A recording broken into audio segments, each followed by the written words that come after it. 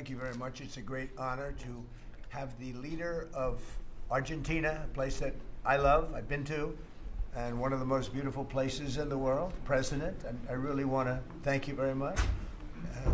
He's MAGA all the way. It's Make Argentina Great Again. I heard about him when he was campaigning, and even before his campaign. He's a great economist, and he was saying a lot of very correct things, and he was very much in a conservative mode. And I heard all about you as you were running and even before you were running, because as a tremendously talented economist, you were getting a lot of good write-ups, and I appreciated that. But he was Make Argentina Great Again. It worked. I actually sent him some hats for his early part of the campaign, and then he called me. He wanted a lot more, and I said, "When does it stop? When will it stop?" And it stopped with him winning, and he's become very popular, and he's on the verge of a breakthrough. I think he's really on the verge of tremendous economic success, and I know that Scott Bessent is helping, and our great Scott is doing a job, and he feels very strongly about it. And Scott, do you want to say just a couple of words about that, please? Yes, sir. The president is fighting 100 years of bad economic history and policy, and is both presidents. Both. We're fighting bad. I thought he was talking about the U.S. president when he said that. And there's a midterm election coming up. We think he's going to do quite well, and then continue his reform agenda. Mr. President, as you said, President Obama had a big opportunity during his term, which he wasted. Many governments in Latin America went center-right, and the U.S. ignored them. We are not going to ignore our allies. It is economic strength. We're using our economic strength to create peace, just as you've done all over the world.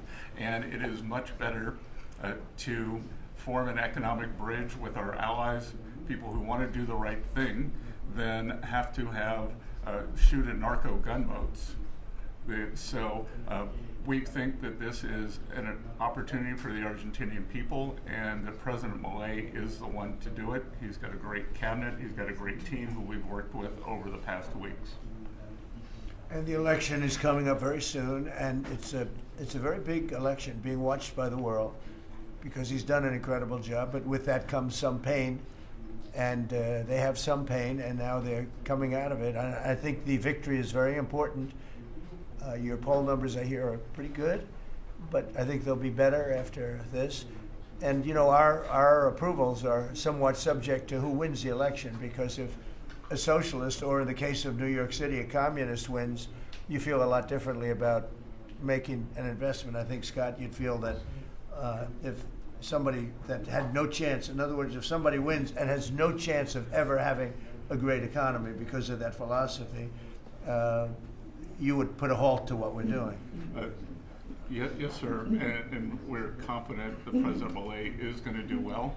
We've been criticized by a couple of American Peronists, like Senator Warren. And she and that's a compliment. Yeah. She has no idea what she's doing. She's a nasty, horrible senator. Go ahead. Other than that, I like her very much. Yes, and she and her protege in New York, Mandame, who I don't even think he's a Peronist. I think he's more of the communist chauvinismo. So we stand with the president and what he stands for, and the hope for the Argentinian people. And President Trump, just like you, he carries the young people. So it's hope for the future. The Argentines have made the decision to shake off 100 years of bad policy. They went from one of the richest countries in the world to a ton of debt. And I think that with the bridge the U.S. is giving them and the strong policies, that Argentina can be great again. Thank you very much. Please, go ahead, please. Muchísimas gracias por esta recepción.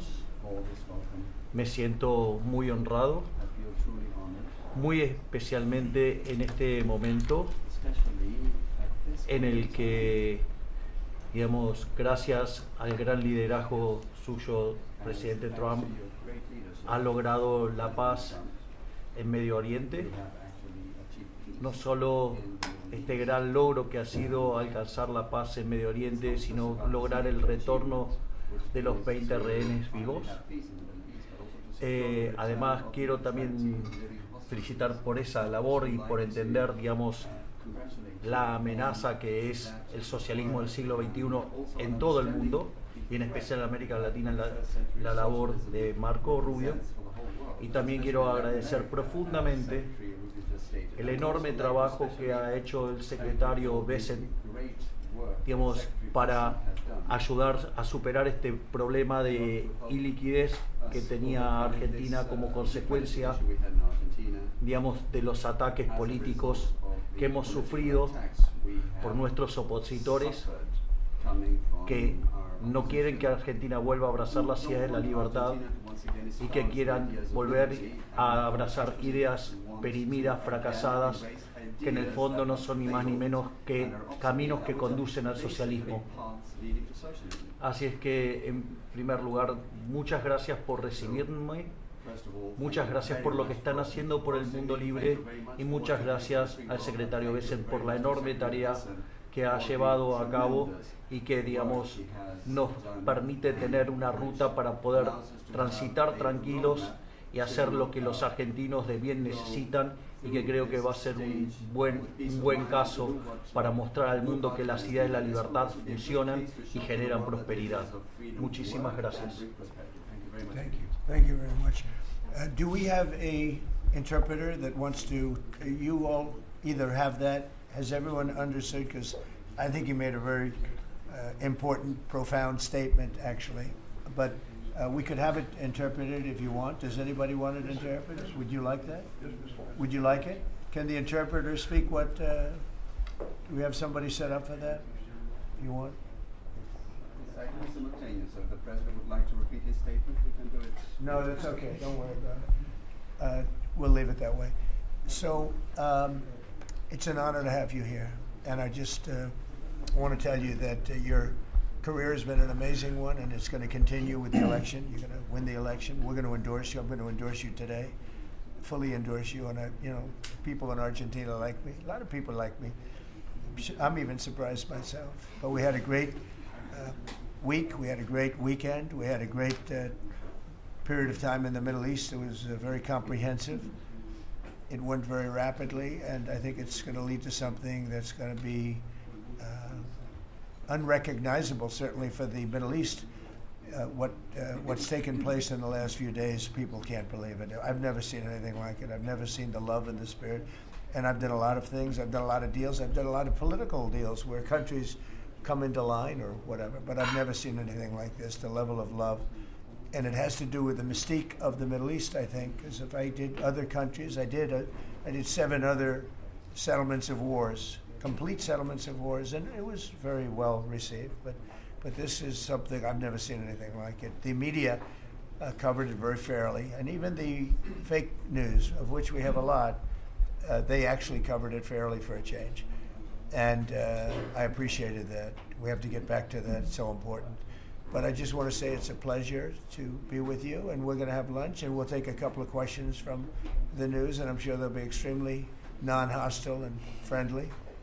Like JD went through a very friendly interview with George Slobodanopoulos, who was nice enough to pay me $16 million the last time we came. He had to pay $16 million to me, which was good. It was worth having somebody lie. If you get $16 million, that's good. But JD had a very nasty person interviewing him, and we can't let that happen. Just as inappropriate to cut off a highly respected vice president of the United States mid-sentence. I guess it's one way to win an argument. That was the only way he was going to win the argument. So it was pretty inappropriate. I want to tell you that. So thank you very much. Do you have something there? Yes. Oh, good. Thank you. Sí. Quería darle. I'll get it.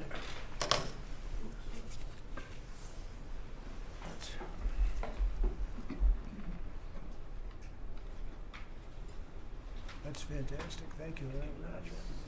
And when he did this letter, Mr. President, your settlement in the Middle East wasn't done. Ah, So we had to do a new letter Let's do it. to include a gap, because this is a very important. You'll have to add one extra sentence. or paragraph. Exactly. That's great. Thank you very much. This is a great, such a beautiful statement. Thank you very much.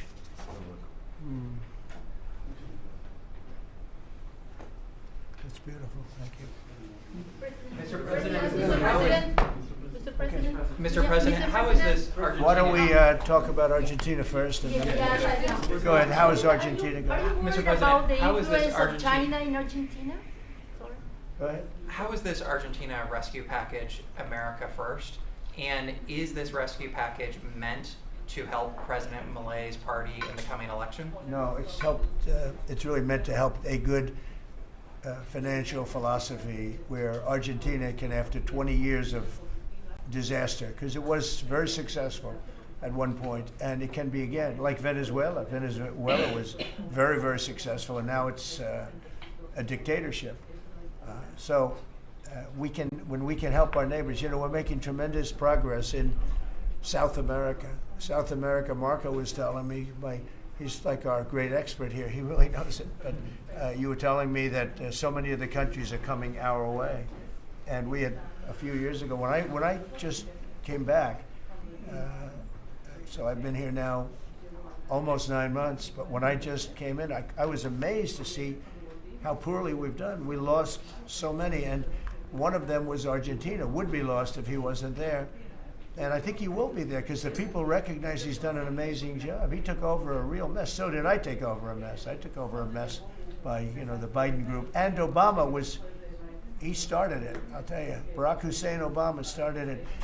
Could you give a couple of words on South America? You were telling me so well yesterday how well we're doing. Go ahead. Well, first of all, we have now 8 or 9, 10 countries, Argentina being foremost among them, that have aligned with the United States on issue after issue in international community events all over the world. They're, in fact, these great allies like Argentina, but I can go into others, Costa Rica.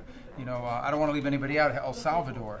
But I think one of the more promising developments is later this month there'll be an election in Bolivia after 25, 30 years of anti-American hostile government. Both of the candidates running in that election, in the runoff election, want strong and better relations with the United States and another transformative opportunity there. But so I think this is important. This is our hemisphere. It's where we live. And having strong neighbors such as this. And great progress has been made, really. And we'll make more. Absolutely. Over the last 9 months. Really over the last 9 months. Yeah, please. Mr. President, from Argentina, Buenos Yes. Aires, do you imagine soon a free trade agreement with Argentina? Could it be possible soon? Yeah, it will be. Well, we're going to discuss some of it today. But no, we want to help Argentina. And we want to always help ourselves. But we want to help Argentina. And one of the ways we can do it, they have great product. And we used to do a lot of trade, and then if you look at what the Democrats, well, they didn't know. They didn't know. Honestly, they didn't know what they were doing. But a lot of that trade disappeared, and they have great product. So we will be trading with Argentina, and it'll be helpful to them, and it's helpful. It's good for us also. Mr. President, was China trying to draw a wedge between the U.S. and Argentina by buying soybeans from Argentina and not U.S. farmers? I would say so. Yeah. And, Look, and China on the China likes to draw wedges. Ships too. Yeah, sure. I mean, I guess that's natural. It's China, and it's natural, but it's not gonna mean anything in the end. Mr. President, Mr. President, from Argentina, should Argentina end the China swap and close the space base in Neuquén? I don't think you should be doing business much with. You can do some trade, but you certainly shouldn't be doing beyond that. Certainly shouldn't be doing anything having to do with the military with China. And if that's what's happening, I'd be very upset about that. Yeah. What about You the understand swap? that, Scott, right? Mr. President, You do understand. Mr. President, what about the swap? Because it's so important for Argentina, the swap. Okay, go in ahead. the central bank. The American assistance is not predicated on the swap with China being closed. Any reporting to that effect is incorrect. But you said, but you said that Argentina has to expose China from your business or from your agenda, and the swap is so important for Argentina. No, I was referring more to ports, military bases, observation facilities that have been created in Argentina. Than the swap? More than the swap? more than the swap. He was referring to that. Yeah, behind you, please. Yes, President, for Argentina, what's the benefit for United States in helping this way Argentina? Just helping a great philosophy take over a great country. Argentina is one of the most beautiful countries that I've ever seen. And we want to see it succeed. It's very simple. I mean, we don't have to do it. It's not going to make a big difference for our country, but it will in terms of South America. If Argentina does well, you're going to have others following, and a lot of others are following. You have countries in South America that 2 years ago would have never even been thought of to go as democracies or as just countries that want to do fair and balanced trading. And now you mentioned Bolivia, but there are numerous other countries that are coming our way. And Brazil, as you know, I had a very good conversation with the president. I met him at the United Nations before I went up to speak, and then I found that he didn't have a speech because I had no teleprompter. They turned off my teleprompter purposely. They made it impossible for me. But it didn't silence me. I spoke without, and it was a good speech. I mean, it was a good speech. But no, and think of that. You go into the United Nations, I'm speaking in front of 158 leaders and the whole world. And I look at my teleprompter and it's dead. They killed my teleprompter. They wouldn't let the man that operated into the booth. Can you believe that? You don't have any specific interest in economic terms for the state? I do have. No, I want to see it succeed. I think it's going to be great, and we will benefit also. But it's not that big a benefit because it's not that big a country, but it's a very important country, and it's a country that can be very successful. There are some countries that will never be successful. This is a country that has great potential if it has the right leadership, and you have the right leadership with this man right here. Okay? Mr. President, would you support dollarization? I would say that I'll leave that up to my my economic people, but I like the dollar. I'm very strong on the dollar.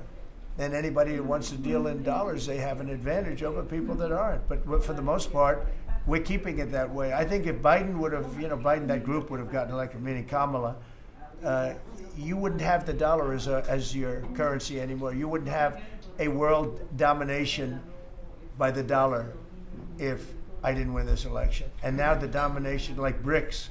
I told anybody wants to be in BRICS, that's fine, but we're going to put tariffs on your nation. Everybody dropped out. They're all dropping out of BRICS. BRICS was an attack on the dollar. And I said, you want to play that game, I'm going to put tariffs on all of your product coming into the U.S. They said, like I said, we're dropping out of BRICS. And BRICS is like, they don't even talk about it anymore. Scott, do you want to add to that, please? We're very happy with the current currency arrangement. Mr. President. Your ABC fake news, I don't want to. Go ahead, Brian, please. First of all, congratulations. I don't take questions from ABC fake news. After what you did with Stephanopoulos to the Vice President of the United States, I don't take questions from ABC fake news. Brian, go ahead. Yes, sir. First of all, congratulations on achieving peace. You're indeed the peacemaker. Hard to believe, right? Did you ever think I was going to be called a peacemaker? Actually, I did. I did too. Go ahead. But on a lighter note, Elizabeth Farah, she is one of the hosts on ABC's show The View. She said a while back, I'll quote, "If Trump gets the Israeli hostages out, I promise I will wear a MAGA hat for one day on this show and say thank you for doing it." Your response? Well, did she put the hat on? Well, she hasn't got the hat yet. Who is it? Which one? Alyssa Farah. Oh, yeah. Well, she used to work for me. So she used to work here. I'll tell you about Alyssa. She worked here. She gave me the most beautiful letter when, the administration, the time came up, the election was rigged, I left. She gave me the most beautiful letter you've ever seen. I was a great president. What a great job. Some of the letters have been quoted. This is Alyssa, who I never thought was very outstanding. I figured she would not make it. And she didn't have a big role here either. And then we had January 6th, and she left after that or before that, but she gave me the most beautiful letters. And then even months after she left, and while we weren't here any longer, she sent another letter, glowing letter, beautiful letter. And then she got hired by The View, and they gave her a couple of bucks, and she changed her view very quickly. I never thought she'd make it. Never thought she had what it took in any way. You know what that means. But she's on The View. But it just shows what a fraud The View is, because this woman gave me letters and statements.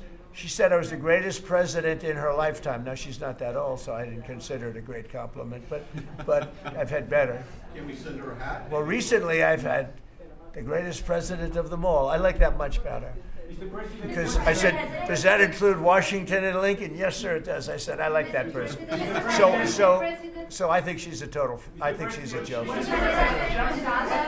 President, on Gaza, how long will it take Hamas to disarm, and can you guarantee that is going to happen? Well, they're going to disarm, and because they said they were going to disarm. And if they don't disarm, we will disarm them. How will you do that? I don't have to explain that to you. But if they don't disarm, we will disarm them. They know I'm not playing games. Okay? Now, we did something monumental. We got the hostages back. That was the first thing we had to do. Above all else, get the hostages back. Now, they misrepresented because we were told they had 26, 24 of dead hostages, if we can use those terms. And it seems as though they don't have that, because we're talking about a much lesser number. But that's a very tough subject. I want them back. That's what they said. I want them back. Also, they said they were going to disarm.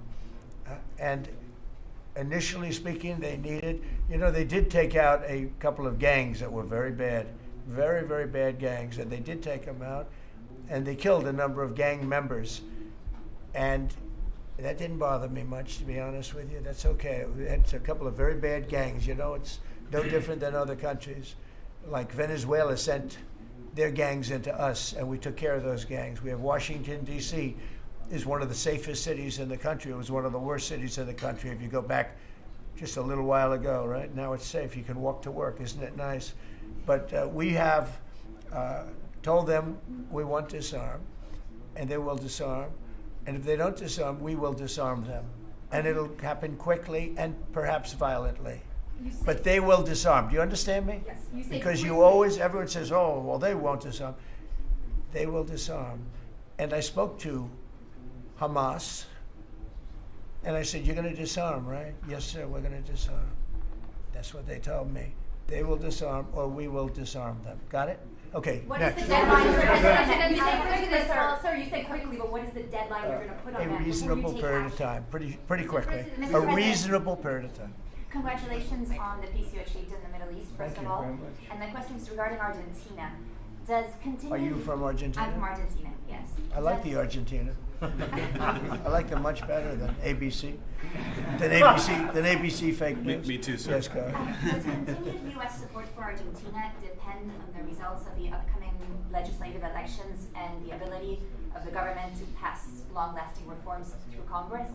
Well, I think if they don't do that, we're not going to be around very long. Scott, can you handle that one, please?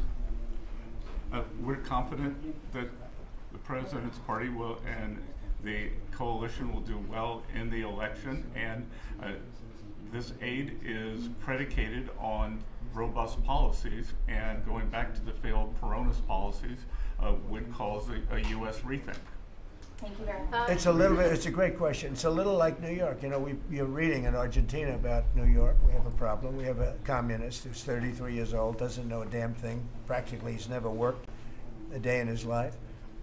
And he sort of caught on, right? And I'm not going to send a lot of money to New York. I don't have to. The money comes all through the White House. And if they're going to be sending us stupid policies, communist policies, which is proven for thousands of years doesn't work. We don't have to prove it again.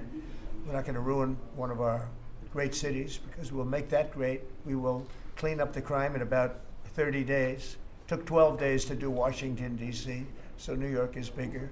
And Chicago, we've already made a lot of progress despite fighting from the government, but Chicago's doing great. Memphis is doing really great. We have great support there from the political leaders. They said, please come in and clean up crime. And we love it. We've in 1 week, Memphis is so good. It's so much better. We'll have it within a month. We'll have that into a safe city again. And all of these cities, we want to clean them up. We don't like that opposition. But if somebody's going to be a communist mayor of New York, it's a fluke if he gets in. There are a lot of failed people that he's running against. I mean, we have failed, you have inferior candidates or something, and because it's impossible to think that New York City can have a communist mayor. He's a communist. He's not a socialist, by the way. There's a big difference. He's a communist. He's down and dirty. He's a communist. He hates police. He wants to get rid of all police. I mean, how can a policeman? He hates Jewish people, and yet he's got Jewish people supporting him. Hates Jewish people. So it comes through the White House. The funding for New York and for every place comes through the White House. And I'm very generous, and I was always very generous with New York, even when you had opposition there, but I was always very generous. But I wouldn't be generous to a communist, a guy that's going to take the money and throw it out the window, because you're talking about hundreds of billions of dollars. And we're not going to let somebody get into office and squander the taxpayer money from this country. We're not going to let it happen. So it's a little bit like that with, if you take a look at Argentina, if the president doesn't win, I know the person that he'd be running against, I believe, probably. We probably have the person. The person is extremely far left and a philosophy that got Argentina into this problem in the first place. So we would not be generous with Argentina if that happened. If he loses, we are not going to be generous with Argentina. Mr. President, you talk about Argentina and important in the Latin America. What is your plan for Venezuela? What is the terrorism, the narco-terrorism in the President Maduro? What is your plan? Well, Venezuela's done a couple of things very badly. Number one, we get drugs and all of that. But we get something in a way worse, because they're a big purveyor of drugs, but we have worse. What they do very well is they send their criminals into the United States, and they send Tren de Aragua, that you know very well. You're from Venezuela, I assume. And they send them in by the thousands, literally. And these are the worst of all. And they empty their prisons into the United States. They empty their mental institutions into the United States. And because we had a president who's low IQ, he didn't realize what was going on. And the people that are high IQ that surround him, but they happen to be lunatics, radical left, they're highly intelligent, radical left lunatics, okay? So in a way, that's worse than having a guy like Biden. But they ran the show. You heard about the Autopen. The person that really operated the Autopen, but it was really the people that told the person that operated the Autopen what to do. Those are the people that really were president, okay? So we're not going to stand for it in this country. And by the way, that Autopen thing is under serious investigation. Just this, I don't think you care, because you're from Argentina, you couldn't care less about that. But I just want to say, because I do the weave, you know, the weave, cover a lot of different subjects. But the people that are involved in that Autopen scam, because he barely signed anything. I mean, this guy, I don't know how you can be president. He barely signed it. But the only thing we can find for sure is that he signed Hunter's pardon, his pardon. Hunter's pardon, I like that. That's a good combination. So we're going to work very much with the president. We think he's going to win. He should win. And if he does win, we're going to be very helpful. And if he doesn't win, we're not going to waste our time, because you have somebody whose philosophy has no chance of making Argentina great again. What's your advice? Steve, go ahead, Steve. Steve, go ahead, Just to Steve. check something, you said Hamas assured you that they would disarm. Was that a direct conversation or through my people. Mr. Witkoff? Or? Through my people. Okay, thank you. At the highest level. What's your advice? And it was meant for me. Yes, sir. What's your advice for President Milei and Argentina as a political leader? My advice is to hold strong to his principles, because he's right, and he's proving that he was right. He's got one problem. He's got people that are giving him tremendously bad press, even though they know it's wrong. He's got to hold true to his principles, because he's going to win. He's going to win. He's doing the right thing. Everybody knows he's doing the right thing, but you have a radical left sick culture that's a very dangerous group of people, and they're trying to make him look bad. I believe he's going to win out. And what about the rivalry with China in this house?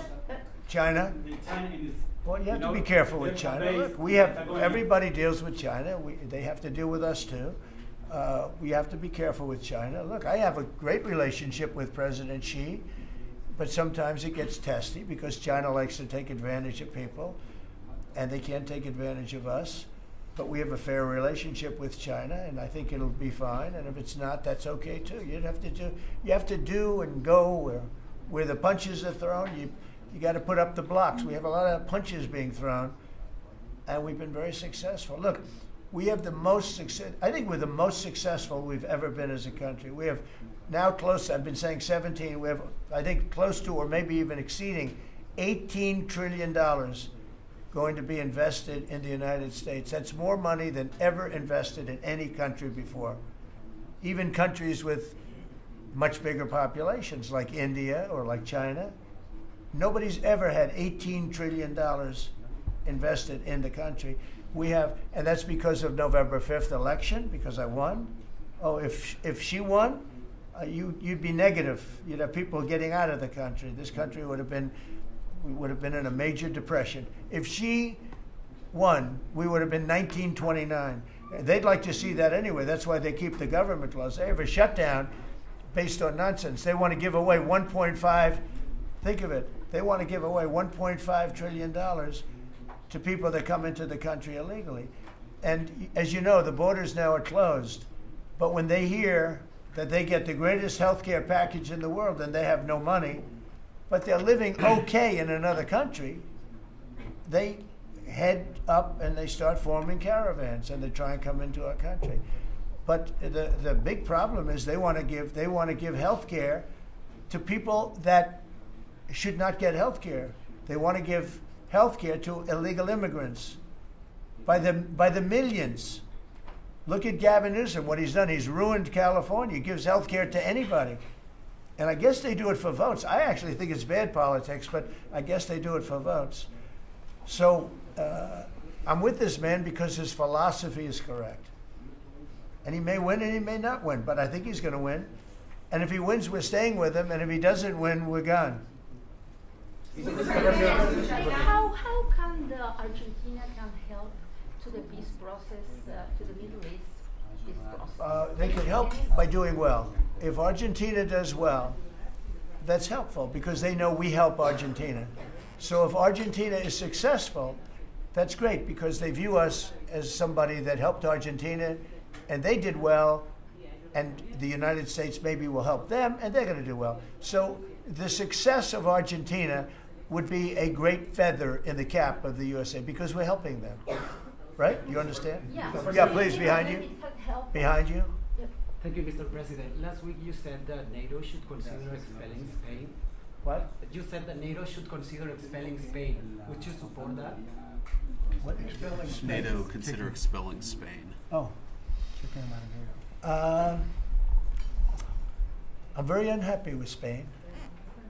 They're the only country that didn't raise up their number to 5%. Every other country in NATO raised up to 5%. And Spain is doing very well off our backs. So I'm not happy with Spain. Spain gets protection, and they know, look, they're sort of in the semi-middle of it, so they're going to get protected automatically. Even if you don't want to protect them, you're protecting them because of the way they're located. And I think what Spain did is a very bad thing for NATO. I think it's very unfair to NATO. It wouldn't matter if you said you're not going to protect them because they're pretty much protected. What are you going to do? Go through the other countries and let's go attack Spain, right? So I think what they did is not nice. I think it's very disrespectful to NATO. In fact, I was thinking about giving them trade punishment through tariffs because of what they did. And I may do that. I think unbelievably disrespectful. Spain, the only one out of all the countries in NATO, the only one that said that is Spain. And I think that's, I think they should be punished for that. Yes, I do. You have the money to pay the troops on. I do. Okay. I actually have a man who is a very wealthy person. You'll know that when I tell you this, who called a donor, a great gentleman, and he said, if there's any money necessary, shortfall, for the paying of the troops, then I will pay it, meaning he will pay it. How about that? I said, look, we're not going to need it. We're going to take care of our troops, but this was a position that's being forced upon us by Democrats. And all they have to do is just sign a piece of paper saying we're going to keep it going the way it is. You know, there's nothing. It's not like it shouldn't even be an argument. They've signed it many times before. I don't want to bore you with the fact that Schumer said 100 times you should never close up government. But Schumer's a weakened politician. I mean, he's going to finish his career as a failed politician. He's a failed politician. He's allowed the radical left to take over the Democrat Party. So if they write books about that, if they write books about him, they're going to have to say that his career ended by allowing the radical left to take over the party. I mean, I won an election in a landslide because people are not into the radical left, and the Democrat Party is. People didn't want to see men playing in women's sports. They didn't want to see transgender for everybody. They didn't want to see all of the different things that they do that's so crazy. Open borders. I mean, the worst thing that he did to us, it's not inflation, because we fixed inflation. Prices are way down. I don't know if you saw that gasoline went to 58 just now. Did you see what's going on with gasoline? No, $58 a barrel. Nobody can believe it. I'm very proud of that. You know why? Because we're pumping like we've never pumped before. Because if you get the gas price down, everything else comes down. It's very simple. And he went away from my policies, and you had the greatest inflation. The last administration had the greatest inflation in the history of our country. And now, as you know, groceries are down. It's all down. We're doing good. Are you settling in for a long? Is this going to be a long term? It's up to them. All they have to do is just vote to extend. We don't need it. We're not saying we want money. All we need is a right to extend. They want a right to extend, but they want $1.5 trillion so they can give it away to illegal immigrants, the people that are invading your cities. And many of these people, for whatever reason, I mean, I understood this. I called it a long time ago. These countries are run by people I know. Friends of mine, like I know this gentleman. I hope you haven't sent, he probably did too, why not? They send up their worst people. They send up people that are criminals, they send up people from jails. And at best, the best ones they send up are people that don't work very hard and that are on a social form of welfare. And they're sending those people into the United States. I don't blame them, I'm angry at them, but I don't blame them. But I'm really angry at Biden and Kamala and that group of lunatics for allowing it to happen, because it's the hardest thing. Now, you know, we're sending them out. It's incredible the job that Christie and Tom Homan and the whole group is doing. But we shouldn't have to be doing that. We're doing a lot of work on getting people out of here. Tren de Aragua has caused tremendous damage, and our soldiers are great. You know, our soldiers are now based on merit. They're not based on woke, because we won the case in the Supreme Court, which was the bravest case. I have such respect for the Supreme Court because of what they did with merit, because our country was built on merit. Countries are destroyed on woke. You know, I made a statement, and I hated to make it because it sounded bad, but everything turns to you know what when it goes woke. You remember the term. I don't like to use it because you might have some children listening, but it turns bad. And no, we have the hottest country right now anywhere in the world. That's why he's here. That's why every other country wants to meet here too.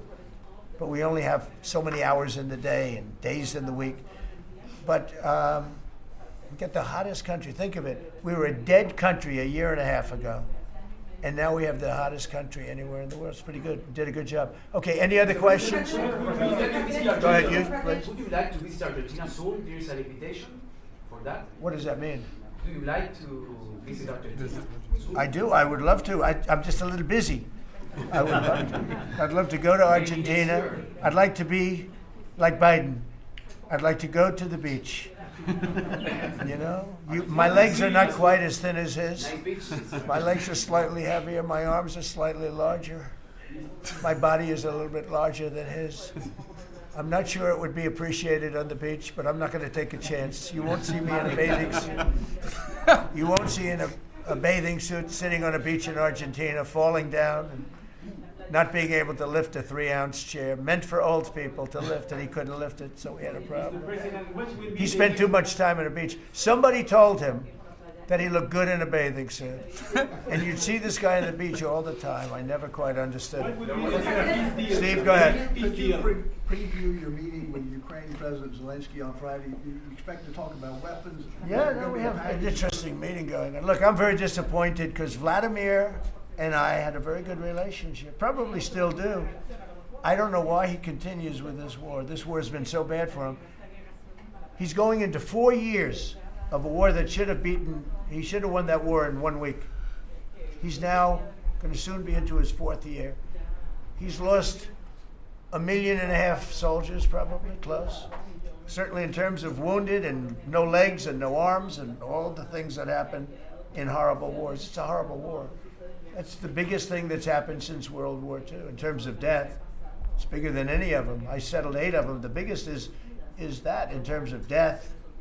Incredible. I think India, Pakistan had great potential too. We did a great job in that one, but he's got to really settle this war. And you know they have long lines waiting for gasoline in Russia right now, right? They have long lines. Who thought that was going to happen? And all of a sudden his economy is going to collapse. And I'd like to see him do well. I mean, I had a very good relationship with Vladimir Putin, but he just doesn't want to end that war. And I think it's making him look very bad. He could end it. He could end it quickly.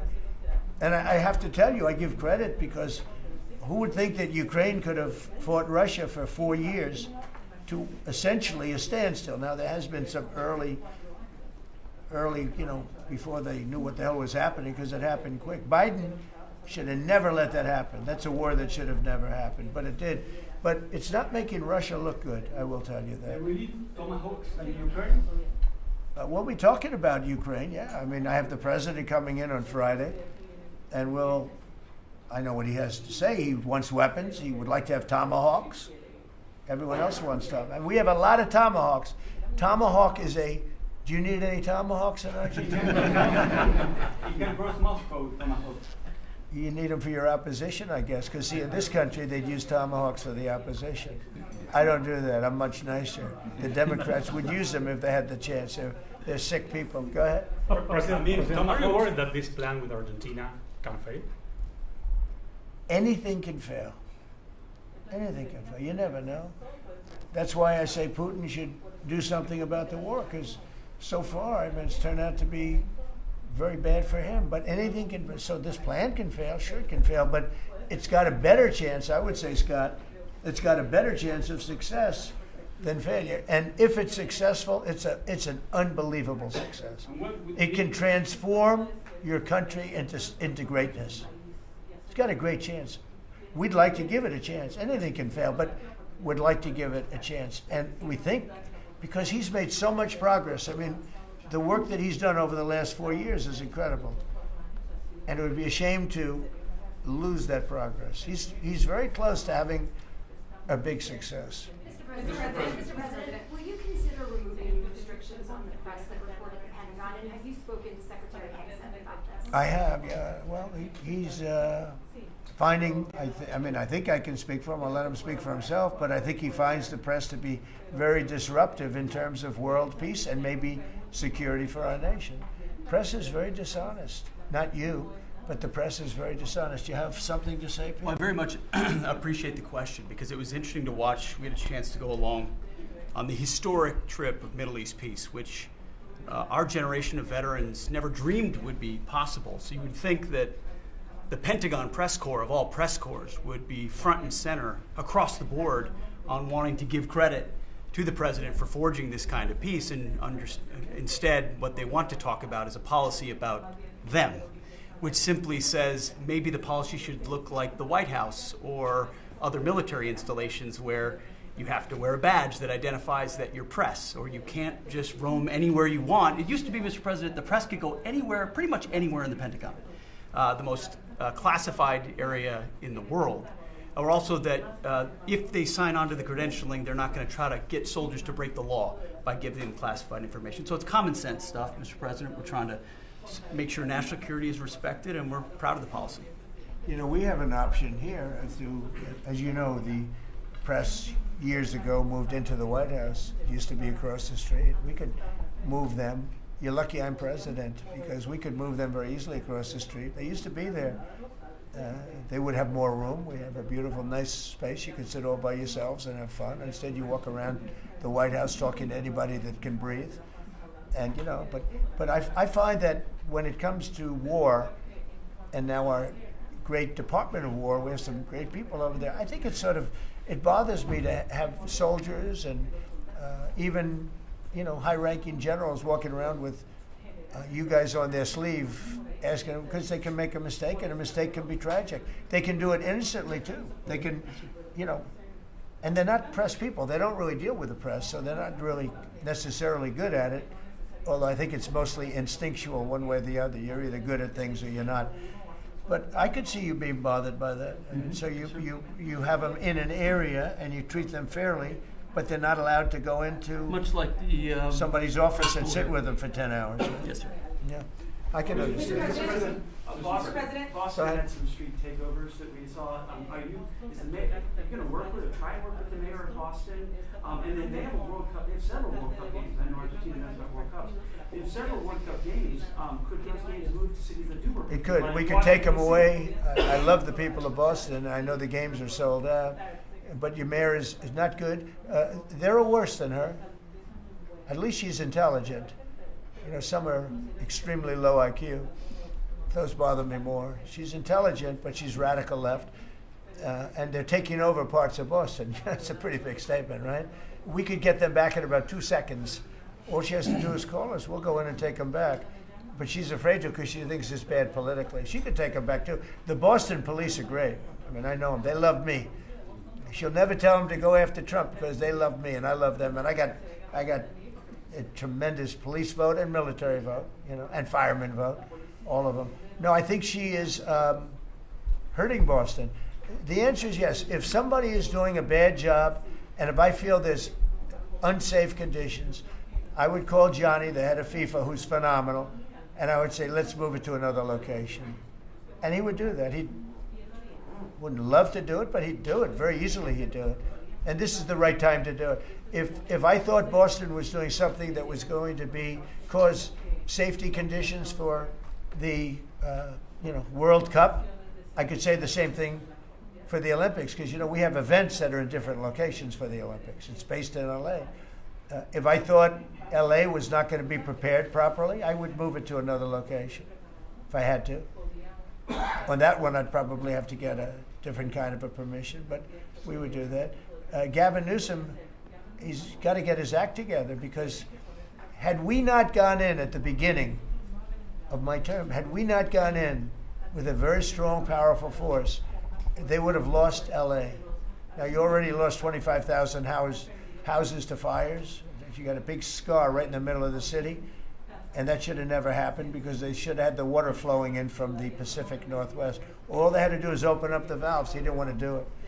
And he didn't want to do it, he says for environmental reasons. I don't believe that, but, you know, for some reason he didn't want to do it. Lost 25,000. You had no water in the fire pumps. You had no water in the sprinkler systems in the ceilings. There were no houses. Normally the things would go in the, you might not have lost 2 houses. So if he doesn't play ball, we're going to have to be very tough with him. He's done a bad job. You know, just to finish off on that, so when we went in, we did a phenomenal job. We went in with great force, and that was the end of it. We put it out. We extinguished that fire, which was agitation, and it was a very dangerous position to be in. And we went in and did a great job. But the chief, said we could have never done this without President Trump and without the federal government coming in. Okay, that was it. He said that. Now, 2 or 3 weeks later, he said, oh, we could have done it. But he knows he couldn't. The city was going to be taken over if I didn't go in. And you have to remember that. Los Angeles was going to be taken over. And we have it where the chief said it, I believe, numerous times. But that was as it was happening. That was a rough one. That was nasty. And if we saw a situation like that, yeah, we'd be forced to make a move. Boston better clean up their act. That's all I can say. Go ahead. One more question. Mr. President, talking about shutdowns. Yeah, please. Do you feel any urgency to end the shutdown in the next week, 2 weeks, or would you be fine if it stretches into November and then toward the holidays with folks not getting paid? Well, you know, shutdown, we've had many, many shutdowns. And this is a shutdown that shouldn't have happened. A group of people brilliantly decided to make it after the election. I said, thank you very much. In other words, give it to Trump instead of Biden. So it shouldn't happen. And likewise, debt ceiling shouldn't have. But the big, great big, beautiful bill solved the debt ceiling problem for Is there a 2 point where years. you would reach out to? No. all Here's parties what's that happening try in the to cut a shutdown, deal? though. Honestly, can I put it in plain words for you? And you're a smart guy, so you'll understand. But a lot of people don't. The Democrats are getting killed on the shutdown because we're closing up programs that are Democrat programs that we were opposed to. So we're being able, and they're never going to come back in many cases. So we're being able to do things that we were unable to do before. So we're closing up programs that are Democrat programs that we wanted to close up or that we never wanted to happen, and now we're closing them up. And we're not going to let them come back. The Democrats are getting killed. And we're going to have a list of them on Friday, closing up some of the most egregious, socialist, semi-communist, probably not full communist, we're saving that for New York, but semi-communist programs, and we're closing them up. We're not closing up Republican programs because we think they work. So the Democrats are getting killed, but they're not telling the people about that. I say it, nobody, well, I haven't said it probably as bluntly as I just said it, but so we are closing up Democrat programs that we think, that we disagree with, and they're never going to open again. Thank you very much. Thank you, everybody. Thank you.